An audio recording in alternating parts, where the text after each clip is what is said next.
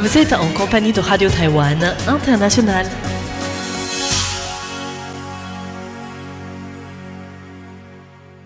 Bonjour et bienvenue en compagnie du service français de Radio Taïwan International. C'est François-Xavier Boulet pour vous accueillir et vous présenter le programme de ce mercredi 22 octobre. Tout d'abord, vous pourrez suivre le journal de l'information présenté aujourd'hui par Florian Dai.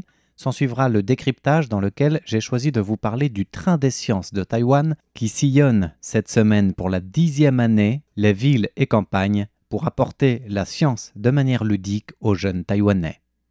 Ensuite, dans la partie thématique du programme de ce 22 octobre, vous êtes invité à suivre Taïwan dans toute sa diversité, animé par Sasa, qui parlera aujourd'hui de la diversité des autochtones par leur musique à travers une présentation du documentaire Naluan, signé Jean-Robert Thoman.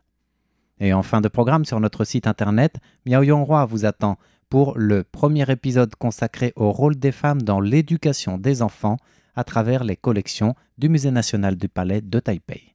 Bonne écoute à toutes et à tous. Voici tout de suite l'information taïwanaise de ce mercredi 22 octobre avec le journal présenté par Florian Dai et dont voici les principaux titres. Précipitations torrentielles, un nouveau lac de barrage cède hier soir, un autre continue de se remplir, le risque de glissement de terrain reste élevé. Peste porcine africaine, un éventuel cas positif à Taichung. Implantation de Nvidia dans le parc scientifique de Shilin résolue, Shin-Kong Life annonce son retrait. Précipitations torrentielles, un nouveau lac de barrage cède hier soir, un autre continue de se remplir. Suite aux importantes précipitations de ces derniers jours, Liao Yiquang du Bureau des préservations des forêts a déclaré qu'en aval du lac de barrage de la rivière Fata'an à Hualien, un autre lac de barrage s'était formé. Le lac a commencé à déborder vers 21h et le pic de crue a atteint un pont temporaire peu avant 22h, faisant monter le niveau de l'eau d'environ 70 cm au niveau du pont et recouvrant certaines parties de la chaussée pendant 1 heure avant de redescendre. Le pont temporaire a été rouvert ce midi. Ce pont, achevé le 10 octobre le long de la route numéro 9, rétablit la circulation jusqu'à la commune de Guangfu après la rupture d'un premier lac de barrage sur la rivière Fata'an ce 23 septembre, ayant provoqué de graves inondations et 19 morts.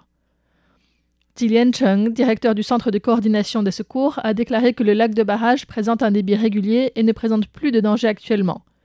En ce qui concerne le lac de barrage sur la rivière Liu dans le parc Taroko, Liao Yiquang a déclaré qu'à pleine capacité, il peut contenir 2,3 millions de tonnes d'eau et que les travaux préparatoires d'excavation sont en cours. Le ministère de l'Agriculture a indiqué aujourd'hui, lors de la réunion du Centre de coordination des secours, qu'il y a actuellement 66 alertes rouges et 140 alertes jaunes pour des glissements de terrain sur l'ensemble de Taïwan, avec probablement un pic pendant la nuit du 23, en particulier à Ilan, Keelung, Taipei et dans le Nouveau Taipei, mais aussi dans une moindre mesure à Taoyuan et dans le comté de Hsinchu. Peste porcine africaine, un éventuel cas positif à Taichung. Depuis l'épidémie de peste porcine africaine qui a touché l'Asie en 2018, Taïwan a maintenu des contrôles frontaliers stricts et est officiellement déclarée exempte de peste porcine africaine, de peste porcine classique et de la fièvre afteuse depuis mai 2025 par l'Organisation mondiale de la santé animale. Cependant, le ministre de l'Agriculture, Chen Junji, a annoncé ce 22 octobre qu'un cas positif a été détecté à Taichung. Il s'agit du premier cas depuis la mise en place de mesures frontalières rigoureuses en 2018. Selon le ministère de l'Agriculture, l'élevage en question possède environ 300 têtes de cochons, dont 117 sont morts entre le 10 et le 20 octobre. Ces porcs morts ont été testés positifs à la peste porcine africaine en attente de confirmation de l'isolement de la souche virale. Chen Junji a déclaré que 195 porcs ont été abattus et qu'une enquête est ouverte pour déterminer la source de l'infection. Lors d'une conférence de presse d'urgence ce matin, le Bureau d'inspection sanitaire des animaux et des végétaux a présenté la mise en place de 4 mesures de confinement et de prévention d'épidémie. L'interdiction du transport et de l'abattage des porcs dans tout le pays pendant 5 jours à compter de ce midi, l'interdiction de nourrir des porcs avec des déchets de cuisine, la désinfection générale de véhicules de transport et des marchés, et l'inspection de santé des porcs. Le ministère de l'Agriculture a également précisé que l'exportation de viande de porc est suspendue et que des stocks de viande de porc congelée seront mis sur le marché afin de stabiliser l'approvisionnement local. Implantation de Nvidia dans le parc scientifique de Shilin résolue, Shin-Kong Life annonce son retrait. L'entreprise Nvidia, qui avait annoncé en mai vouloir implanter son quartier général à Taipei dans le parc scientifique de Beidou, Shilin, avait été bloquée par Xingkong Life Insurance, qui possédait un contrat d'exploitation de plusieurs années sur le terrain visé par Nvidia et appartenant à la mairie de Taipei. Xingkong Life a annoncé aujourd'hui dans une conférence de presse que le conseil d'administration a autorisé le président, Mark Wei, à résilier mutuellement l'accord sur les droits de superficie avec la municipalité de Taipei, à condition que celle-ci rembourse à Xingkong Life tous les frais déjà engagés. L'entreprise a souligné que l'acquisition du bail foncier et l'avancement du développement ont été menés dans le strict respect des dispositions légales et qu'elle ne demande pas de compensation pour les pertes futures. Xingkong Life a souligné qu'elle avait tout mis en œuvre pour répondre aux exigences de Nvidia et de la municipalité de Taipei, mais qu'il s'était avéré difficile de parvenir à un consensus en raison des positions divergentes des trois parties. Ce soir, le maire de Taipei, Jiang Wan'an, et son adjoint, Li Sichuan, ont déclaré vouloir rencontrer le plus rapidement possible les responsables du groupe Xingkong afin de discuter de la valeur du remboursement. Bientôt un bureau de représentation du Tennessee à Taïwan. Le gouverneur Bill Lee de l'État américain du Tennessee, en visite à Taïwan à la tête d'une délégation, a annoncé que le Tennessee allait ouvrir un bureau à Taïwan.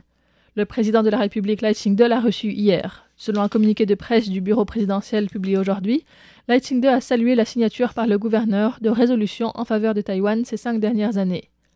Les deux parties ont signé un protocole d'entente sur la coopération économique et commerciale, dans l'espoir d'élargir les possibilités de collaboration future dans les domaines de haute technologie, des véhicules électriques, des nouvelles énergies et de la recherche et développement innovante, en sachant que Taïwan a déjà installé une usine de fabrication de serveurs pour l'intelligence artificielle au Tennessee.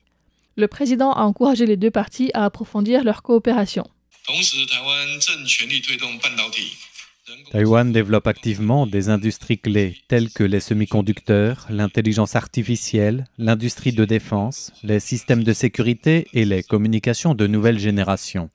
L'objectif est de créer des synergies avec les formidables capacités de fabrication et d'innovation du Tennessee dans ces domaines, élargissant ainsi les perspectives de coopération entre Taïwan et les États-Unis. Dans son discours, le gouverneur Bill Lee a souligné que les entreprises taïwanaises investissent activement dans le Tennessee, consolidant ainsi les bases de la collaboration bilatérale. Schneider Electric s'associe à Honghu Electric pour lancer des tableaux de distribution. Schneider Electric, fournisseur français de solutions de gestion de l'énergie et d'automatisation, a annoncé hier une collaboration avec le fabricant taïwanais de commutateurs Honghu Electric qui permet une fabrication locale des tableaux de distribution d'électricité Hoken, conformes aux normes internationales IEC 61439. Dans un communiqué de presse, la présidente de la branche Taïwan de Schneider Electric, Sylvia Kuo, a souligné que l'expansion des centres de données IA et de l'industrie des semi-conducteurs a entraîné une hausse de la demande en électricité des entreprises. Elle a ajouté que cette collaboration franco-taïwanaise, qui couvre l'autorisation des droits et le transfert de technologie des tableaux de distribution Hoken, permettra au marché taïwanais de s'aligner rapidement sur les normes internationales de sécurité électrique. Chan Jiarong, directeur général de Honghu Electric, a indiqué que les tableaux de distribution sont utilisés dans le domaine des sciences et des technologies, des semi-conducteurs, des transports et des travaux publics. Les tableaux de distribution Hoken, plus résistants aux arcs électriques et dotés d'une meilleure isolation, pourront répondre aux besoins grandissants du secteur. Des dessinateurs taïwanais à l'honneur dans une revue belge de bande dessinée. Le numéro 0 de la revue belge de bande dessinée cartographique a été publié fin septembre et comprend entre autres des contributions de 3 créateurs taïwanais, Chang Shang, Wu Shihong et Zhei. La fondation Maison Autric est une institution belge majeure qui promeut l'intégration de la bande dessinée dans le patrimoine culturel. Après une collaboration entre les dessinateurs taïwanais et belges, Alexandra Roland, la rédactrice en chef du magazine, s'est rendue à Taïwan pour rencontrer les auteurs et éditeurs et discuter de futurs projets.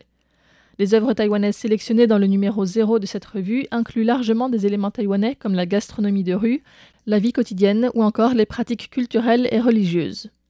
Actuellement disponible uniquement en français et vendu exclusivement en Belgique, Alexandra Roland a mentionné qu'elle recherchait des partenaires pour traduire l'ouvrage en chinois afin de le publier à Taïwan.